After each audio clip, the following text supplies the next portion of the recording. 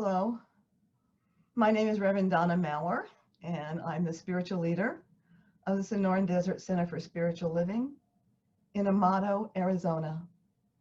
I'm here on YouTube with our music director, Heather O'Day, and Louise Riley, who is our practitioner of the day. We thank you for sharing your time with us, and Heather will ring the bells that open our service. Hello, my name is Heather O'Day, and I'm the music director at the Sonoran Desert Center for Spiritual Living. Let's begin this morning with some bells in celebration.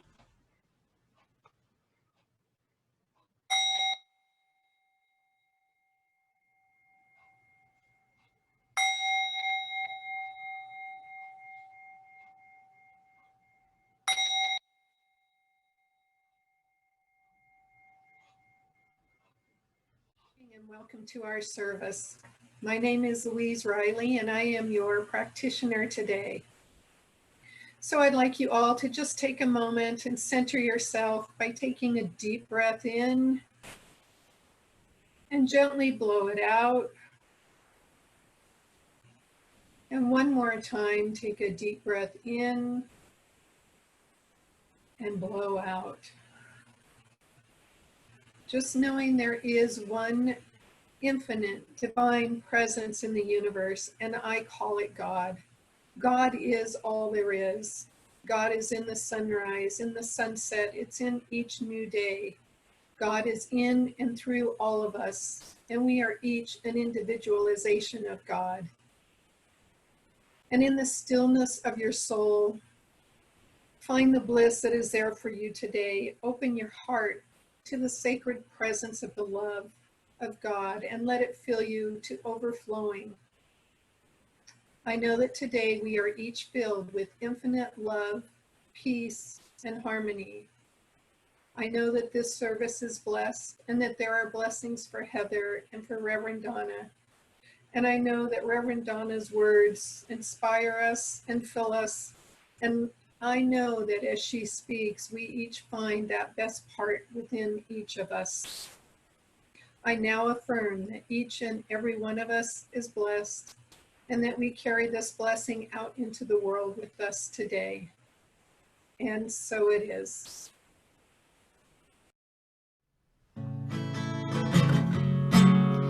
Today we are using verse 2 of Jamie Lula's song, There Is Nowhere That God Is Not, or Love. And I want to invite you to use the word for God that resonates most with you in the verse of this song. Today I'm going to use love. Here we go. Sometimes I believe in what I say.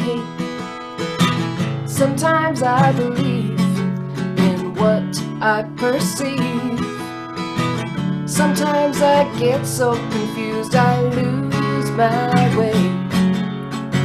Sometimes I know you feel the same.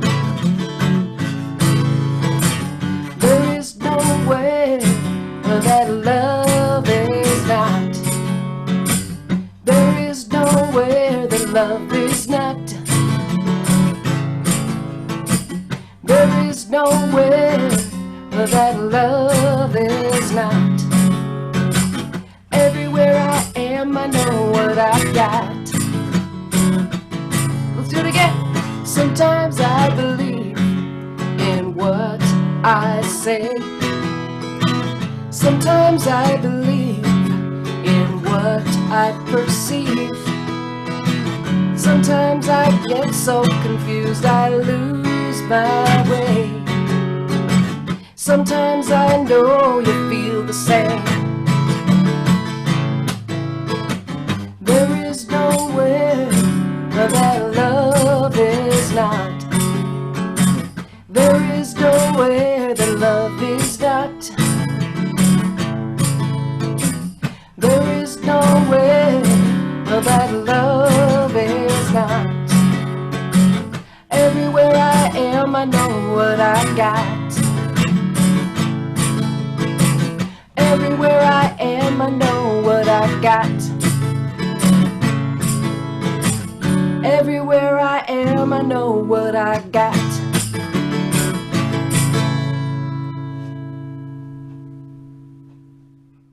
Thank you, Heather.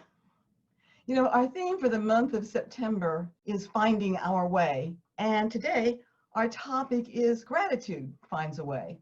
Author and neuropsychologist Rick Hansen observes that our brains are like Velcro for negative experiences and Teflon for positive ones. And there's a reason for that. Our ancestors had to be on guard for those potentially threatening experiences. And so as a survival tool, their brains were trained to notice and remember the negatives in order to avoid predators, to survive, and to carry on the race. And scientists call this our negativity bias. Dr. Hansen says, for most of us, as we go through the day, most of the moments in life are either neutral or positive. The problem is that neutral or positive moments get remembered with standard memory systems, which is to say they're mostly in and out. But negative experiences are instantly registered and intensely focused on, based on the negativity bias of the brain. And then they get stored in what's called implicit memory. Not so much memory for events, like what I did on my summer vacation, but rather the feeling of being alive. And that implicit memory bank, that feeling of aliveness, gets shaded in a darker and darker way by the slowly accumulating residue of negative experiences. Well, today you and I are every bit as threatened as our ancestors, but the predators are a pandemic, racial unrest, the contentious presidential race, and now the ravages of climate change as fires, floods, and hurricanes are hitting us with such incredible force. These things can't help but activate our internal negative bias. And so if you and I are going to find our way through the negatives, we need to practice gratitude on a greater scale than perhaps we've ever done. I recently run across the term radical gratitude. It implies more than just being thankful for something nice coming into our life.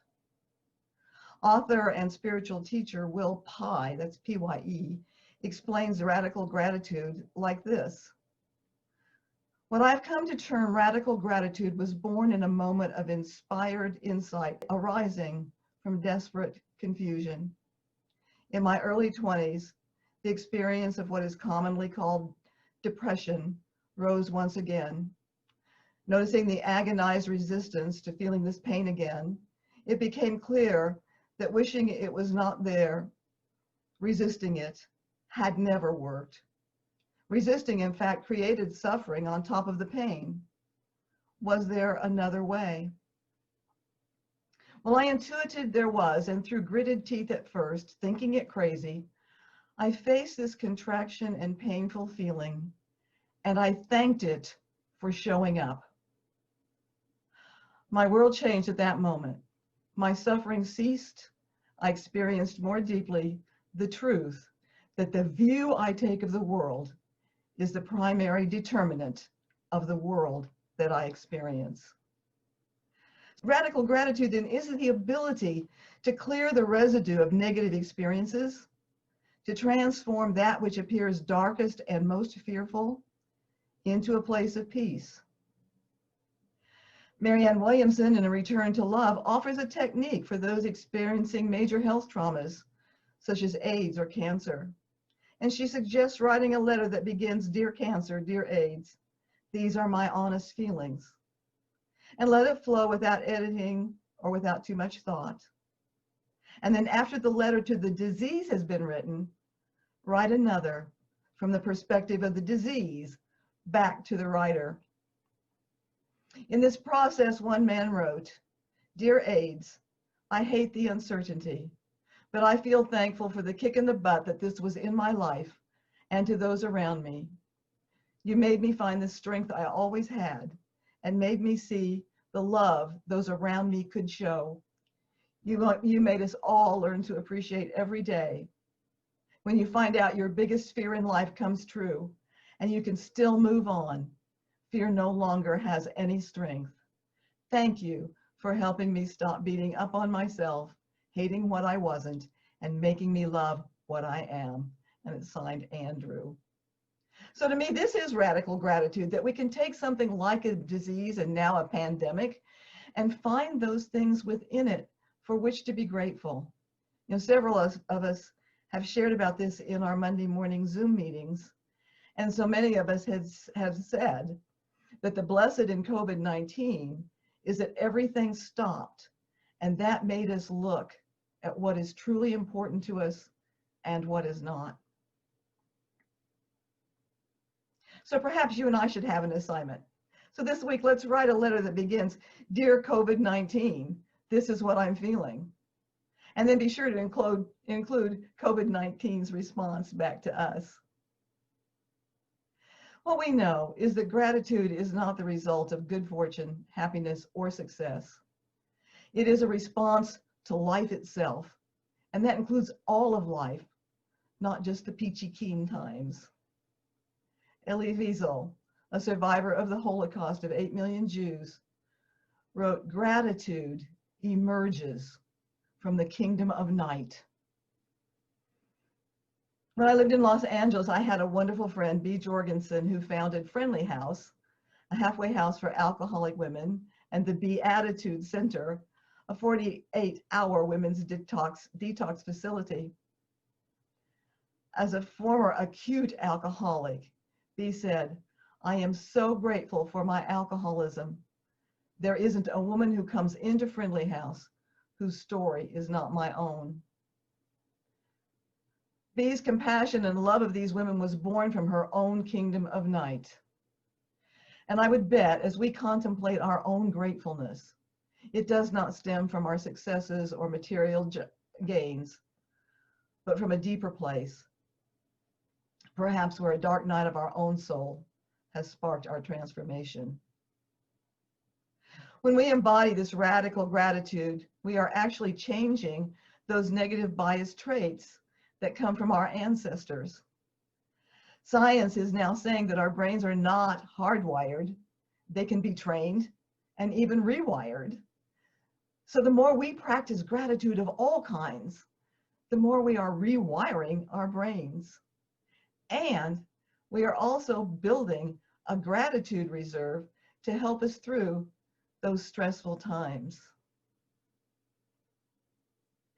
Somewhere around 63 before Common Era, Roman politician and lawyer Marcus Cicero wrote, "Gratitude is not only the greatest of the virtues, but the parent of all the others."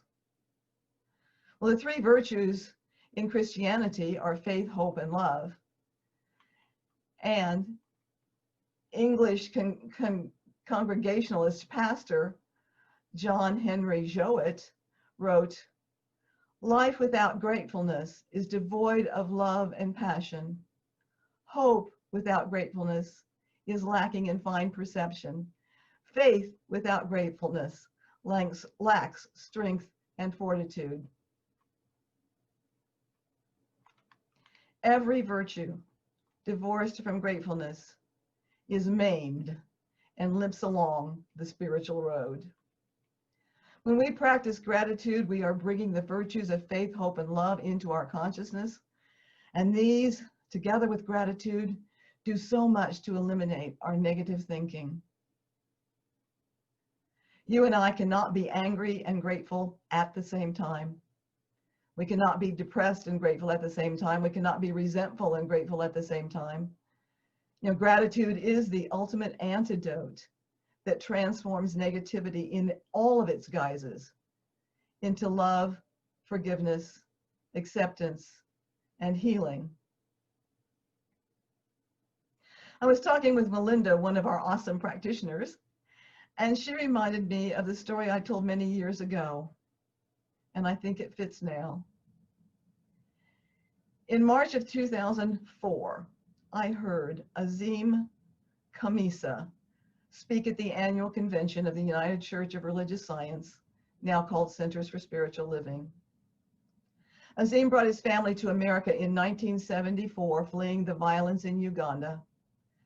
In leading Africa for America, he told his children that his greatest gift to them was moving to the United States, a place safe and far from the unrest and violence of their homeland.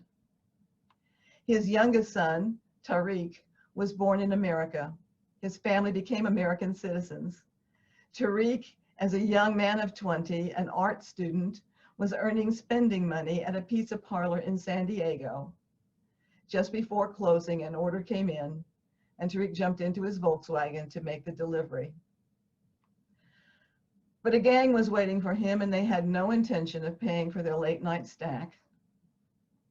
When Tariq refused to give them the pizzas as he was walking back to his car, a gang member handed a 14-year-old initiate a gun and told him, "Go get our pizzas." And Tariq was gunned down on his way to the car. After the funeral, Azim felt pure rage, but it was not aimed at Tariq's killer. It was aimed at the absurdity of children too young to drive having handguns. It was aimed at a community so broken that it put a young boy on a dark street becoming a killer to prove himself to a gang. How could this happen in the United States, in the country to which his family had fled for refuge from violence? Like so many of us, Azim turned to his faith and to his mentors and leaders in the Muslim community of which Azim is a part. Mourning for the dead could fill the first 40 days of Tariq's journey into the next world. But after prayers are said, excessive grieving would impede his soul's journey. Azim's grief had to be turned into good deeds for the living, the deeds that would fuel his son's journey. Azim discovered that the child who killed Tariq was Tony Hicks, a young man being raised by his grandfather, Ples Felix. Knowing that this family must be grieving as well, Azim met with Ples, a devoutly spiritual man who worked as a project manager for the city of San Diego. Azim said, "We became brothers in grief, Ples and I, and brothers in our determination to end the cycle of violence. And together they created a foundation, TKF, which over the last 18 years has reached over 500,000 elementary and middle school children. And their dream is to create leaders who are peacemakers and who can resolve conflict without violence. Every school year, they bring their message of peace, forgiveness, and positive choices to students at assemblies in their schools. The program empowers students to find their inner strength, to resist negative peer pressure, to establish support safety nets, to understand the devastating consequences of violence, and to work toward forgiveness as opposed to seeking revenge." Even though Tony Hicks was only 14, he was tried as an adult and sent to Folsom Prison. When Azim went to visit Tony, Tony asked for forgiveness, and Azim was quick to grant it.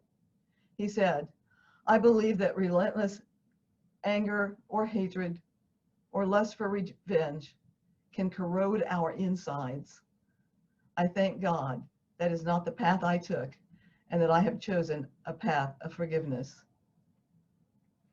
Azim and his daughter have worked alongside Ples to support parole for Tony. And in April of just last year, that parole was granted, and Tony stepped outside the prison walls for the first time in 23 years. It will take a while for Tony to acclimate to his new life, but as he does, he has a job waiting for him at TKF, the foundation that began with heartbreak and transformed into love, forgiveness, healing, and gratitude. Truly, gratitude does find a way through devastation, through resentment, anger, hostility. And like love, it transforms all that is unlike itself. As we begin to grasp the truly miraculous nature of gratitude and practice it every day, we transform not only our minds and we rewire our brain, but influence the world we are co-creating. And you and I become the vehicles through which gratitude changes the world. Thank you. Namaste. Thank you, Reverend Donna, so much. Ah, and of course, this week we have another song by our beloved friend Karen Drucker, because really she does talk about gratitude. She talks about the paths that we're talking about this month. And I think that her music is so important and so relevant to what we're discussing. I can't not do another Karen Drucker song this week. This is called I'm So Grateful. And we have done this as a congregation before, but I'd like to show you and refresh you on the sign language. And the sign language will be on one side of the screen while the music is on the other side of the screen. So follow right along with me.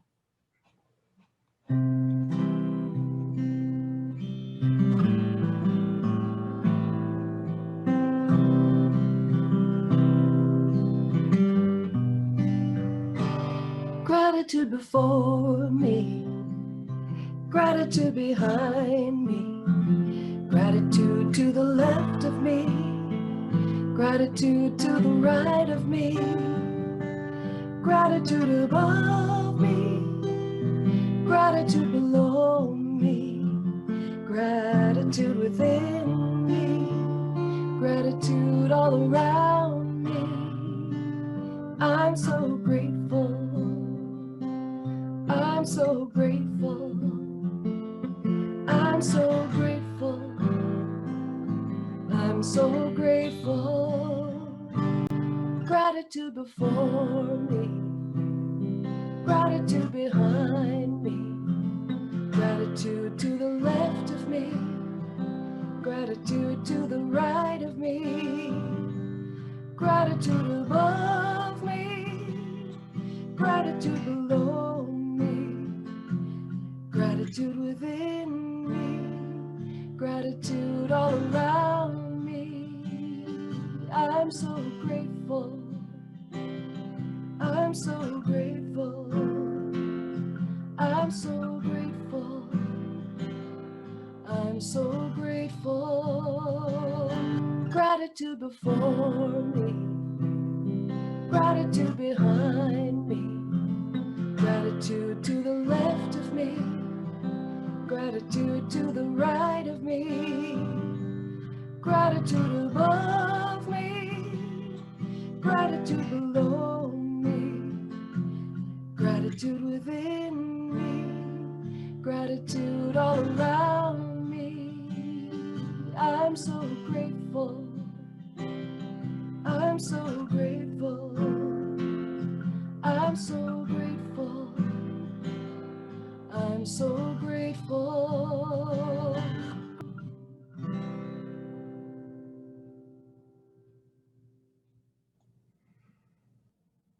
Thank you so much, Heather. And thank you for joining us today.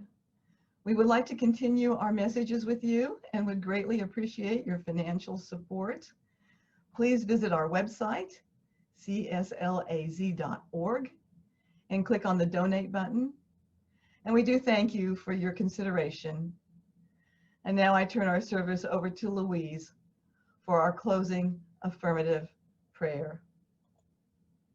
In closing out this service, I would like to say how grateful I am for Reverend Donna's words.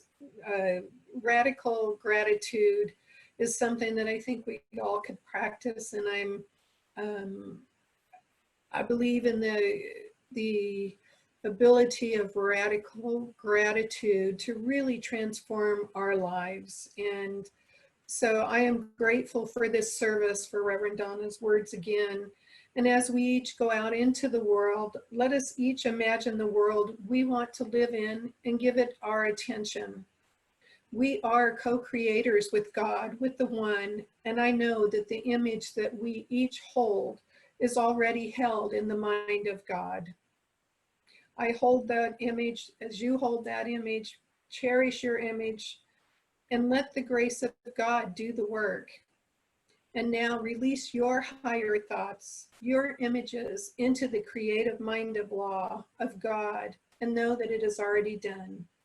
And have a fantastic week. And so it is.